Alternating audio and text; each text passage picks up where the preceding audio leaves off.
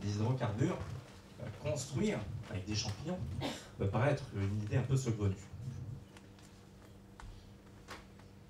Alors, je vous laisse admirer cette magnifique brique de l'artiste américain Phil Ross, qui est le premier, à ma connaissance, à s'être lancé dans cette aventure.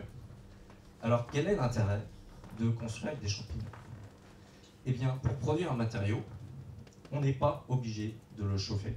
Il pousse à température ambiante. Les champignons poussent dans le noir. C'est un très bel avantage également. Sans soleil. Sans soleil également. Et donc, on peut faire une culture hors sol.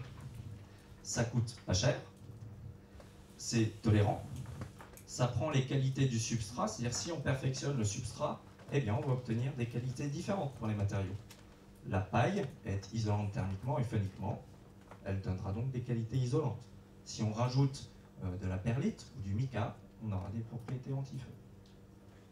Et c'est entièrement recyclable. Tout ça fait penser que c'est peut-être une bonne idée quand même d'utiliser le champignon pour construire. Alors comment ça marche?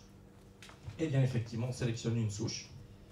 On va, un peu à la façon d'une recette de cuisine, choisir des éléments de substrat en fonction des déchets locaux qu'on aura trouvés. Et on va inoculer une souche spécifique par rapport à un mélange particulier de substrat pour obtenir un résultat particulier. On obtient du design biologique paramétrique. Le résultat est un blanc de champignon qu'on pourra mélanger à de la paille pour soit le mouler et obtenir, comme le fait la société américaine, du packaging, car le mycélium, lorsqu'on le fait pousser dans un moule avec son substrat, va remplir tout l'espace disponible jusqu'à ce qu'il n'ait plus d'oxygène.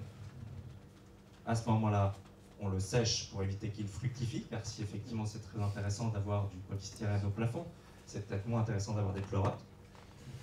Quoique. On peut également utiliser des trames dans le vivant. On en a encore parlé ce matin. Le vivant est structuré par des matrices en collagène et puis des remplissages minéraux. Et bien, de la même façon, si on utilise des matrices qui sont riches en lignine et en cellulose, je pense à du carton ondulé, de la toile de jute, des choses qui sont très peu valorisées aujourd'hui, eh bien ça nous fait des frameworks, des trames dans lesquelles on va pouvoir cultiver. En fait, on dérive une activité agricole pour lui faire autre chose que de la nourriture, à savoir produire des matériaux. Je ne résiste pas à vous montrer cette chaise de Phil Ross. Et la possibilité ici, celle que j'évoquais avec la toile de jute, d'obtenir des textiles extrêmement intéressants. Car en colonisant une structure organisée comme un textile, à grosse maille, on va obtenir un matériau composite, à la fois chitineux et cellulosique. En fonction de son degré d'hygrométrie, il va être plus ou moins souple, ou rigide, ou cartonné. Les applications industrielles ne sont pas encore définies, mais expérimenter, c'est impressionnant.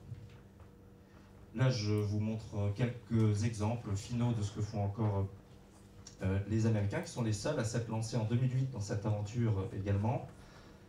Ils produisent ici, vous voyez, du packaging, des coins de table, des bouchons de radiateurs pour les véhicules, des petits emballages pour le design, le mobilier, des bougeoirs.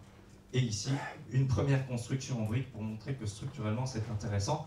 En compression, la brique que vous voyez ici est aussi solide que du béton. Et elle pèse à peu près 300 grammes. Et elle a coûté presque rien à produire.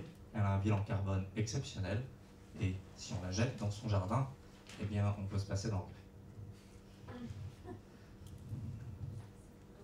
Voilà. Je vous remercie.